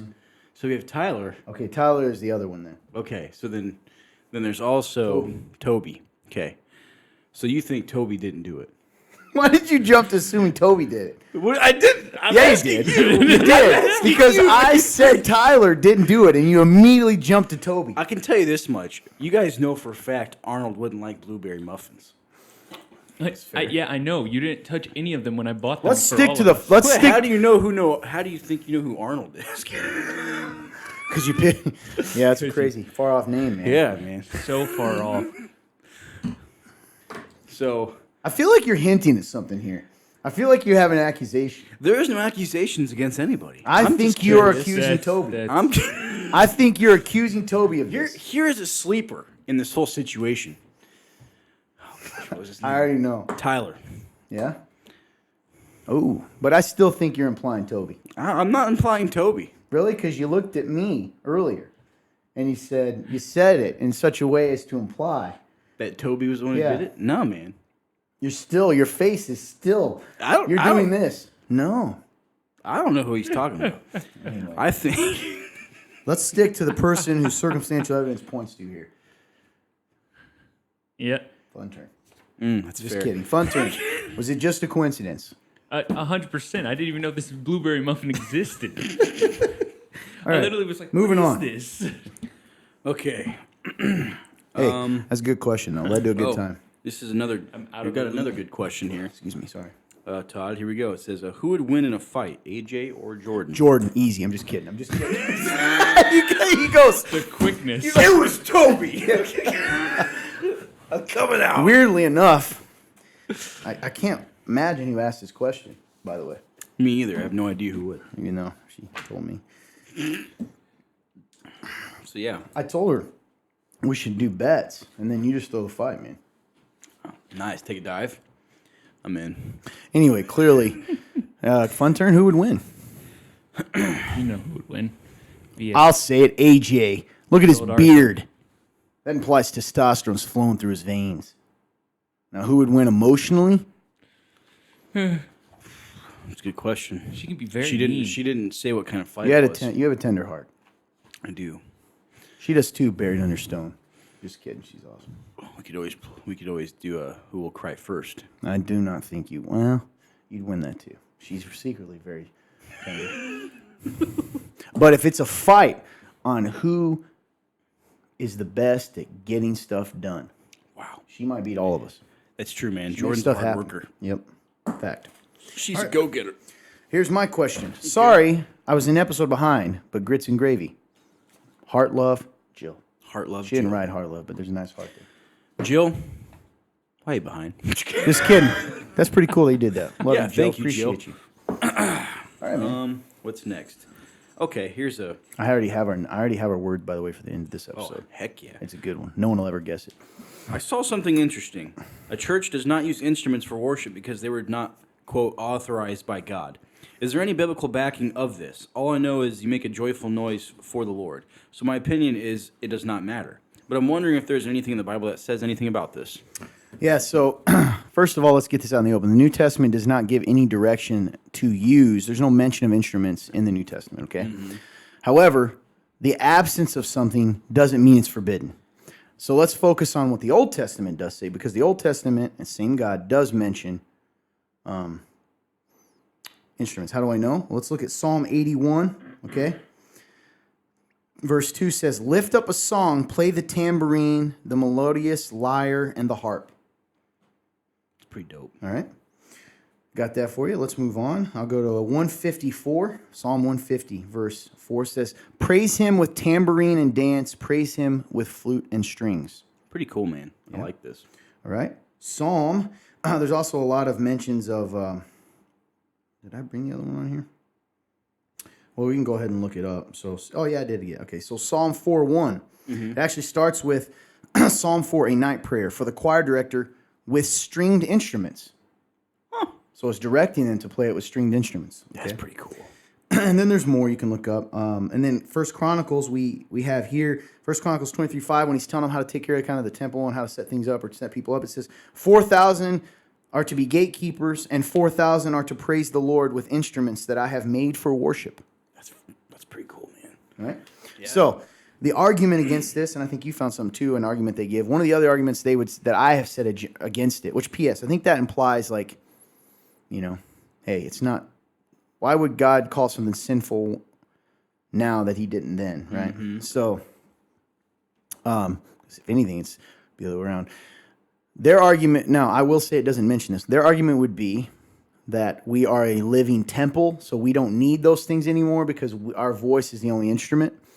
So there's that. I personally, and then I'll let you finish this. There's another argument they have. Go ahead. You look this up. Yeah. So they being people that are against instruments. Yes, on the contrary of people who think that like the instrument should not be involved. Yeah. There's a guy here, I found an article where he mentions Colossians 2, 22 to 23. Okay. And Colossians 2, 22 to 23 says, referring to things that all perish as they are used, according to human precepts and teachings. These have indeed an appearance of wisdom in promoting self-made religion and asceticism and severity to the body, but they are of no value in stopping the indulgence of the flesh. And this guy went as far as to say, like, this is a matter of, like, salvation. Well, that's absolutely ridiculous. So yeah, because I don't even want to he talks about he talks about how like it feels like it goes against Scripture, and if it goes against Scripture, then it's a matter of salvation. Yeah. So pretty steep. That verse, in my opinion, did you read it? Yeah. Okay, you can read it one more time. Sorry, sure. I was thinking about the whole thing and got. Yeah, it says, referring to things that will perish as they are used, according to human precepts and teachings. These have indeed an appearance of wisdom in promoting self-made religion and asceticism and of severity to the body, but they are of no value in stopping the indulgence of the flesh. Yeah, I mean, you brought this up yourself. I like how you said, man, that's a big stretch, right, yes, to get that to fit. And I would agree, and that's not the context of that specific scripture. That's specifically talking about that there are religious practices. For instance, people that hit themselves. You ever heard of that flogging? Those things can look like they have the appearance, but they don't actually help you. Denying yourself, punishing yourself, kind of thing. Exactly. So overall, I think either way, and certainly we don't want to. We wouldn't want to play instruments just because the world plays music and does instruments, right? So my point is that's not why we do it. And I think it's one of those things that I would not judge a church that chose not to if that church was prayerful about and they said we don't want to do that. But also I think it's certainly not sinful for a church to use instruments. And I think that, clearly, and this person is horrifically wrong that it's a salvation issue. I don't even want to talk about that. Oh yeah, it's insane. It's another example of we tend to want to make rules in the absence of information and make religious rules, and I think it's just something we got to be careful of. So I absolutely believe that churches can use instruments. Now, on the other side of it, do I think people can take worship and make it, depending on the heart of the worship team and the heart of the people behind it, that it becomes something grotesque and it's more of a show than worship? Sure. But I think that has less to do. You could do that with just singers. It has less to do with the instruments and more to do with the heart. Absolutely, I mean, I agree. And it's funny because like one of the other just a small little addition to that is they believe, at least people in this article, they talk about how the New Testament emphasizes inward expressions of spirituality rather than outward practices mentioned in the Old Testament. So they even bring up the idea of animal sacrifice and use of instruments, while on the contrary, for the New Testament, I believe saying it's more internalized. So their argument would be we don't kill animals anymore, so we wouldn't use instruments. Yeah. Yeah, it's kind of odd. I kind of go the other way. So I read an article one time a while back, because I've talked to you about this before. There's a church in town that does that. And I just know that they don't believe in instruments. Yeah. But there's no one that says that we're to use, in the New Testament says we're to have fancy church buildings or use stained glass or have big crosses on our walls. You could make that argument the other way too. Absolutely, you could. That's our answer to that. So their biblical backing, he kind of gave it, would be it's not specifically mentioned to do that, so they say that means you shouldn't. Yep. And then I think Scripture says that, my personal opinion, clearly God loves music, and anything can be redeemed for God, I believe. Amen, dude. In the proper context. So, I think that's it, right? Questions? Yeah, that's all the questions we got. I know we still have to watch that, guys. You got to hold me accountable. So I was told the other day that someone asked 2 questions about Jonah. We did answer the questions about Jonah in relation to casting lots. Remember that? So Yeah. Check out a couple episodes ago. We did not get to the one where I was supposed to watch the video. So I haven't done that yet. I am going to watch it because I wanted to give it the time to be able to answer the question between the differences between whether I thought the video did kind of a disservice to the story or whether I thought it was the same. So we'll get to that. We haven't forgotten about you, the person asked that question, so don't give up on us. Yes. However, how much time we've been on here, Funtern? Now, I know you got to cut some stuff off here.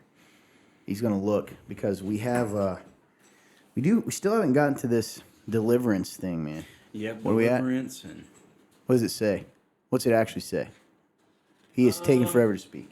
It will. I would say we're closer to an hour. Oh, that's it? Yeah, Okay. 50 Yeah. to an hour. Oh, okay. So that's pretty short, really.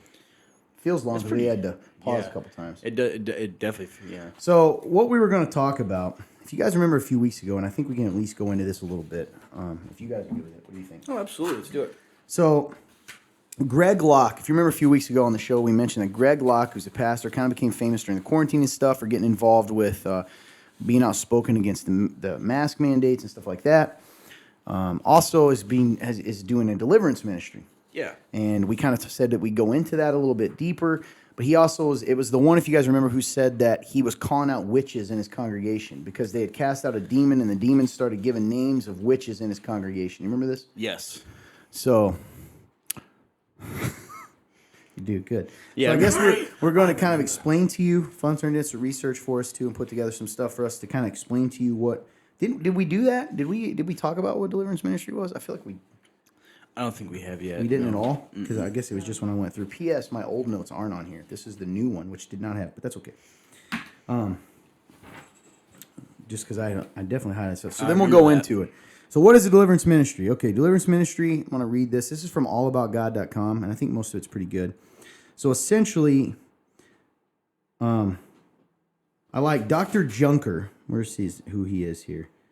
Like who he specifically is. So a doctor by the name of Dr. Junker defines, and I kind of agree with this, deliverance ministry as, because he's doing these deliverance services now, as the name commonly given to Christian individuals or ministries who believe, 1, that Christians can have demons inside of them. 2, that there are specific methods, techniques, and prayers for discerning the presence of demons and for casting them out. And 3, that such exorcisms are necessary prerequisites for living a successful and victorious Christian life. Evidence for these beliefs is derived from experience and a handful of scriptures that have been taken out of context in his viewpoint. So a big part of it is the belief that demons can inhabit believers. Right. Even after you put your faith in Christ. Yeah.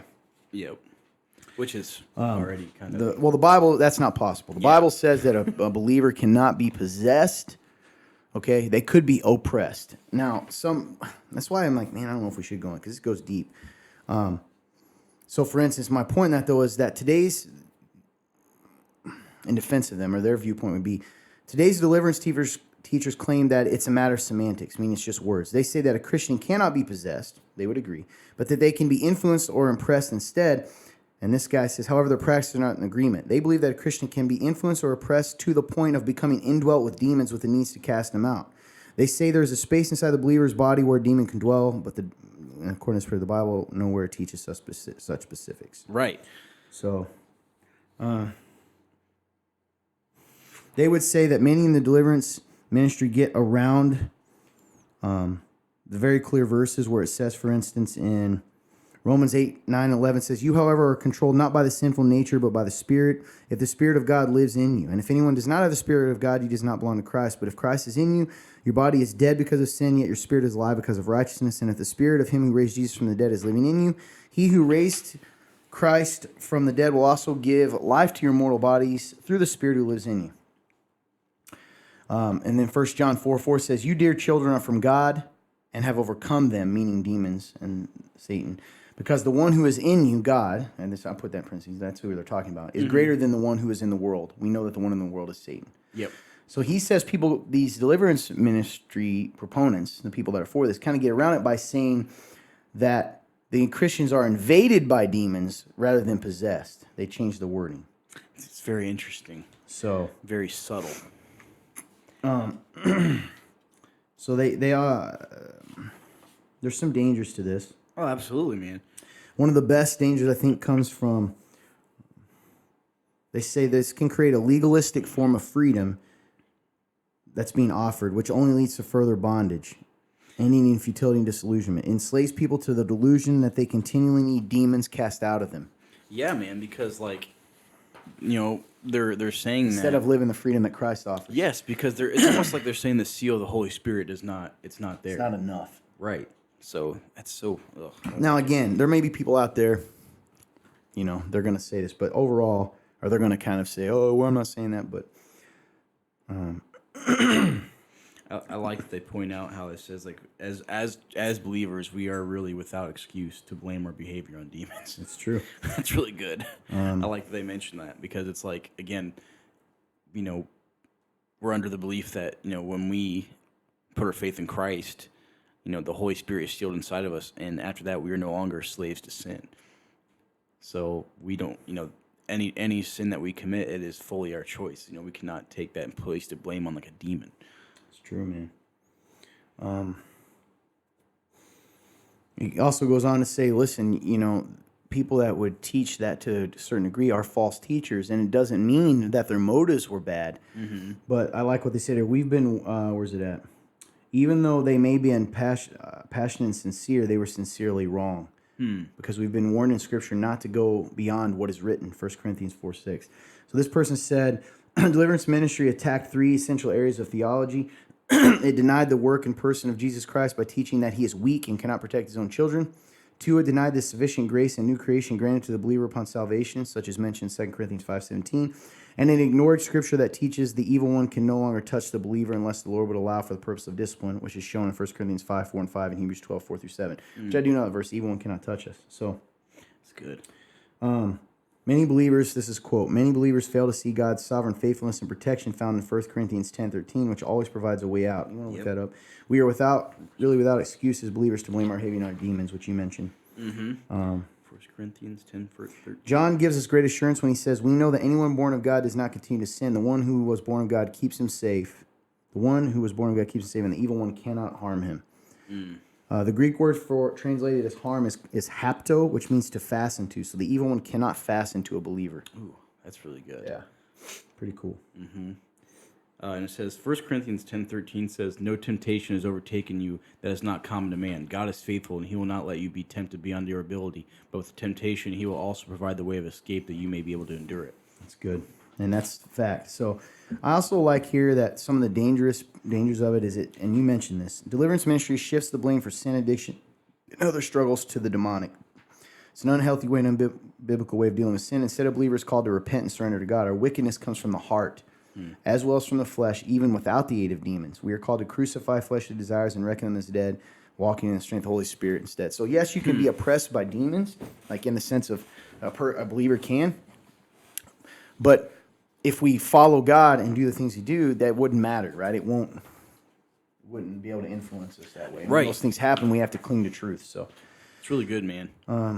He also says the danger of it gives an unbiblical view of God's sovereignty, and that's a good point. So it's that idea of, you guys seen that picture of God and the devil arm wrestling, yes. And they're equal. Isn't that kind of what it's implying? Like there's this battle back and forth of like. Yes. For the soul of a believer, even, and that's where it gets dangerous. Right, it's because like they're saying Satan could very well have an upper rip hand. it back, yes, rip him, something like that. It also gives it. This person says a dangerous preoccupation with the demonic, and I kind of believe that too. God calls believers to be preoccupied with Him, not obsessed with things that oppose Him. From Romans 8:5-8. Those involved in deliverance ministry have reported that they became dependent on their deliverance minister as a solution to their possession. It also fostered paranoia rather than peace and security. That's kind of deep. Mm-hmm. And then a false view of salvation. Many in the deliverance ministry, and it says many, misunderstand Jesus' death on the cross. The Bible very clearly states that Christ's work on the cross was sufficient. Further deliverance is not necessary. To teach otherwise gives the impression that Christ's work is incomplete. Now, I'm sure there's people out there that say they do delivery ministries to the unsaved.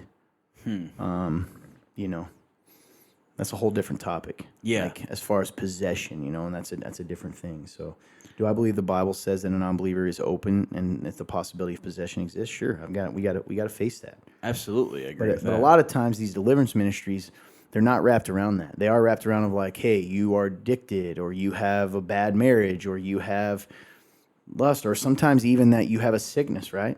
You've seen them, those healing ones. What are they actually doing? Sometimes. So That's really good, man. I like. Yep. I didn't mean to ramble, guys, but I think it's important that we understand what they're doing in these cases. Oh, definitely. And there's a lot more too. So does that mean that Greg Locke? I don't know, man. I don't know. I don't know enough about him. I don't know what he preaches. Right. I do know that he says they do those every single day. Every single day. Yep. So it's interesting. I've also thought if you have a demon, okay, let's follow the logic here. I think we mentioned this, and you're casting a demon out. Let's say that happened. Okay, let's just this. Why would it rat out people in the congregation? It almost makes it seem like wouldn't that be helping? Wouldn't it more make sense that it would like accuse people to cause destruction and chaos? I'm not saying, you know what I mean? You would think, because in a way, and this is where I think this is where it gets a little weird. I agree, because why? It's almost like you're putting the power in yourself of like how this thing is like scared of you. Well, yeah, and also what would its motives be? Right. Unless it, it's just interesting. It kind of reminds me of the thing. I'm not saying this about Greg Locke, but I do remember the accusation they accused Jesus of. They said, you're casting out demons by Beelzebul. Like, you're casting out demons by a demon, by the power of the devil, which he clearly wasn't. But that's an interesting thought. Do you think that the enemy would feign giving someone power to cast out some of his other demon friends just to have them put faith in a false religion? Absolutely. Me too. I think that's where a lot of those things happen. Right? Like, sure, I'll get out of this person just to make you, because remember, what's the main goal? The main goal is to make you not put your faith in Christ. That's right. They exactly lead you astray, and that's 100% what would. I mean, you're right. He's cunning, and like he would use that.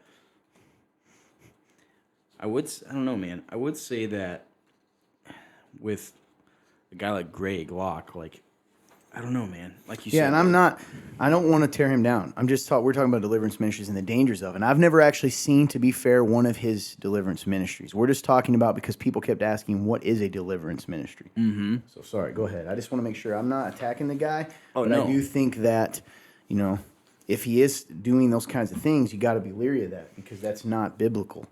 Definitely, And I think that, I wonder because I think you might have mentioned off camera like a couple weeks ago, like when we were talking about the idea of deliverance, and like because we weren't really like, at least I was not fully aware of what a deliverance ministry really was. Mm-hmm. Yeah, so like too, yeah. And so I know you had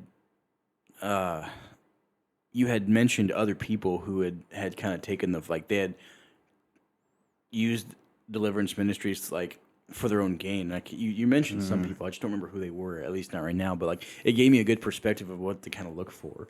So like, do you remember any of the people you had mentioned who like had done like a deliverance ministry, but it was actually like a false gospel sort of thing? No, not off the top of my head. I don't remember what I said. I think I'm very leery of any time someone promises healing or delivery and it's related to donations and money and those kinds of things. And and I do know that a lot of big names did that, and in doing that promoted a false gospel and took advantage of a lot of the elderly, the sick, the ones that wanted hope to believe that someone was with them. In fact, you met a lady. I did. And I'm not questioning that guy's thing, but this is a man she never even met, really. That's right. And was sending this guy money all the time. And my point to you is like, look how easy it is for someone to want to put their faith in a person. Yeah. I'm not saying that's what this lady was doing, but like, she doesn't even live in the state. Nope. But believed he was like called, didn't even give him a name or something too, right? Apostle or something, didn't you say? I think it was. I think it was. Yeah, I think it was apostle. So and like, yeah, like she was like, hey, I'll be on his staff one day. Like, I mean, it was just, yeah, it was kind of out of left field, that's for sure. I don't know, man. It's just interesting because like, we know that the Bible states that these kinds of things are real, but when I see people talk about it, at least just by the nature of how they talk about it, it makes me feel like weird. Like, is this, am I just not open enough to what the real possibility is that this could be real, or is it more of like I should be worried? Like, I don't know. It's just the way, because like I know like we can get into Greg like more later, but like even just the way that they can be presented, I'm like, I don't know if this is if this is real or not. Like sometimes I'm like, I know that's real because the Bible talks about it, but when people, the way they go about it, I'm like, I can see why at times people on the outside of Christianity, people who are against it, or people who are looking for reasons to like hate on Christianity, or people are looking for reasons to make it a joke. Like I can see these examples and I go, man, like I can see why people like do it, and it's hard because, I'm a part of this body. So it's like, it makes me go, am I just, am I closed-minded like the other people who don't believe in this, or is it that there really should be real like true concern in this? Like, I get confused. Yeah, sure. I get confused sometimes because I go, man, like what the words they're saying are not. It's not that they're not necessarily not true, but it's just the nature of it. It's odd. So it's like I don't. Yeah, know. man, we've got to be rooted in Scripture, and if something, even if it's, you think of it like. I've said this before. If you take a full bottle of water and you put one drop of poison in it, do you want to drink that bottle of water? And it's kind of the same thing with some of these false teachings. Is 99% of it can be true, but that one little bit that intrinsically changes the gospel is enough to make us go, oof.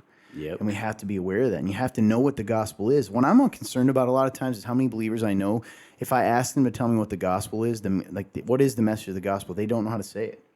Like that is concerning. But I don't know if that's because sometimes I don't necessarily think it's because they don't know what the gospel is. They just think that they're supposed to say something fancy when it could just be like, what is the gospel, and that's wrapped up in Christ. So it's interesting. Agreed. Anyway, hopefully that guys gives a look. Man, I'm telling you, today has been tough for me speaking. Hope that gives you guys a little more background, a little more info on Deliverance Ministries. You can certainly, give us your thoughts. Have you had any experience with Deliverance Ministries? I believe there may be some of you that have went to one of these services. We'd love to hear your thoughts, views, what happened, how, all of it. Even if it's disagreeing with us or giving us a different viewpoint, we'd love to hear it. So,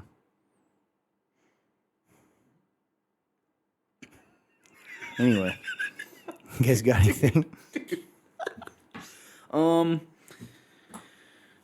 just reminded me of like a little story that lady told me about how, because from the definition of like a deliverance ministry, it sounds like this guy is kind of similar to that, at least to an extent, and like how, she went to this conference or whatever, and like she said that there was, that she was told there was no more seats available, but then they were like, oh, suddenly there's one available now, and they had her name on the list, and then she came in there, and she said like she stood in the crowd, and then as soon as she, like within like a minute of her being in there, the guy was like, is there a lady named this in the crowd, and it's like, it just makes me wonder, like it's hard because like, sure, you want to believe in the power of the Holy Spirit, but I'm also like, sometimes, and maybe this is where, is this discernment or not, but I know for me, like the first thing I think of is like, well, like, it is pretty easy to have a list of people on and just say, hey, this is the last person who's in the event. Like it's pretty easy to do that. Like thought of it that way. Yeah. So like, it's pretty easy to go, hey, using like let's just use the word, the name Karen. If Karen's the last person to come into an event and for a fact that it is, and they just sat down, it's pretty easy to tell somebody, hey, there's a woman named Karen. Like it's pretty easy to do that. So it's like, it's funny because I can look at it as me being like more pessimistic and like, be more negative. I'm also like, yeah, but I don't know. I just know that that's a possibility, and that people, we know for a fact people have used God for self-gain. We know that. So it's like, it's hard not to question that kind of stuff sometimes. So that was just an example I thought of, that I've heard. So it's like, I don't know. It's actually pretty interesting, man. I never thought of it like how you could do that. Yeah, exactly. Or even like, not even if you take faith out of the picture and you have like those people who are mediums who claim to be able to talk to dead people, Sure, like same thing. on like a Don't talk they show. a lot of times make them fill out something too. I think so. Yeah. So like it's pretty easy for them to just take the sheet of paper and focus on one person and make it mysterious when it's like, no, you just took this person's sign-in sheet and So yeah, just interesting. I don't know, man. Makes you questionable. It makes you think. So, yep. That was the only other thing I had to add to that. Psychoanalysis isn't as hard for people to learn as what they put on. A lot of con artists and people use it all the time. So like Right. at the end of the day, like you can either predict or you can ask questions that are just probing enough that you can get an answer. I think the only experience besides like random weird stuff, but like I remember a distinct story where like our youth pastor asked us like, "Hey, what do you want to learn about?" Because we're high school kids, we're getting up there, junior, senior, and he's like, "Okay, what do you guys want to learn about?" Because like I felt convicted lately, like, what haven't I taught you? What do you want to learn about? And we all said spiritual warfare. And then he sat up there, looked over at a guy that we called Thug, and he said, "They want to know, tell them." And then like told them, and then they both said, we do know a couple that we went to college with. They don't talk about it often. We could ask them to come and speak before you guys, and they deal with like real stuff. It isn't all what they do, but like they feel called to not only go around the U.S. but to go on missions trip to deal with these situations, but also to preach and do these things. And that was the only time I ever had anything with that. Yeah. And they treated it pretty seriously because they were like, these people do not like. We can ask and see if they'll come. That's it. And it was a weird situation of like they don't like to talk about this. They're willing to talk about this if this is what you guys truly want to know. If you want to go more in depth with it, they're the people that would probably know more about it than us. Yeah. Yeah, Like and like, more listen, real-world stuff. there is a spiritual side of it. You know, our war is not against flesh and blood, but against powers and principalities. There is a side, you know, the demonic is real. There is an enemy, but I think, you know, we're also called not to be obsessed with that stuff. And It's good. Don't want to focus on it. yeah, and like so you know, maybe that's something we talk about sometime. We don't get any questions about that very often, but That's true. maybe that's what we need. You know, someone. That we need to go I into that. feel like it makes a lot of people very anxious to think about. Sure. I get it, right? It's scary, but in Christ, we shouldn't be afraid. It's But good. Anyway, great episode. Yeah, man, I've had a lot of fun today. Thank you A for lot of sharing good that too. That's a stuff, good dude. point, man. There's stuff out there for people to find. Absolutely. Anything you want to say, my friend? My friends? Hello, my friends. Do you I'll want keep to it say quick for anything? y'all. No? Hello. Thank you guys so much for watching. If you're watching this from any one of our social media places, you already know the drill. Share it, like it, spread it around. Let someone know they're loved. That's it. Nice. Fun turn. You know the deal. You know the deal. If you're watching this, if you're listening to this on any podcast platforms that we have out there, Spotify, Apple Podcast, Google Play, whatever they have out there anymore, if you can leave a review, please leave a 5-star review and leave us something in the comment section. Write something. It really helps us on the business end of things. And if you didn't like this, we ask you not to write anything at all, and we bid you a farewell. And if you didn't like this, but yet you still want to talk to us, we ask you to have a pleasant dialogue with us in the comic section or with the link. There you go. And that will pop up around here this time. So, yeah, that's pretty much all I got. Nice. I don't really think there's much else to say. Appreciate you guys. Hey, like, share. If you're a long-term viewer and you don't like it or share or listener, I'm telling you guys, don't take for granted that we'll always be here. You know, we don't do anything here at the church that sponsor this if it's not beneficial. You know, we have a lot of dreams and plans, and we don't want to do things just to do them. We want to do things that benefit and bless people and encourage people and all those kinds of things. And that's what this show blossomed out of. And so, you know, don't take it for granted that we know that good things are happening or you're looking forward to it. So like, share, all of that stuff, man. Introduce your friends. Tell your friends to look it up and follow the show on Spotify or on Apple Podcasts. Like, say, hey, you ever listen to this podcast? Do that. I know you have those discussions. I'm sure you suggest Oprah and all these relationship gurus and two drunk girls and a scary story or whatever podcast you listen to. You know, take an opportunity to do that for us too. I'd really appreciate that. And bring in those questions, man. Use the link, www.theremnant.live/real-talk. Give us topics, give us videos, give us articles, give us what's on your mind. We want to know. Give us input, all that good stuff. When you do that, you're contributing to Real Talk. Real talk. So appreciate that. Love you guys so much. We hope you enjoy the show. Hope you felt loved. Want to leave you with this. God will never let go of you. I've said it week after week. You can't out-sin His grace because it was never completely dependent on you. Put your faith in Him, cling to Him, follow Him. Life will be better when you do what He says to do and don't do what He says not to do. But at the end of the day, He'll never let go of you if you put your faith in Jesus Christ. Rest in that. That's what the Word says. That's not just what I say. Your code word for the day to show that you've listened to the entire show is Marsupials and mammals. Marsupials and mammals. Or, yeah. Comment below. Marsupials and raccoons. Either one of those. Have a great day.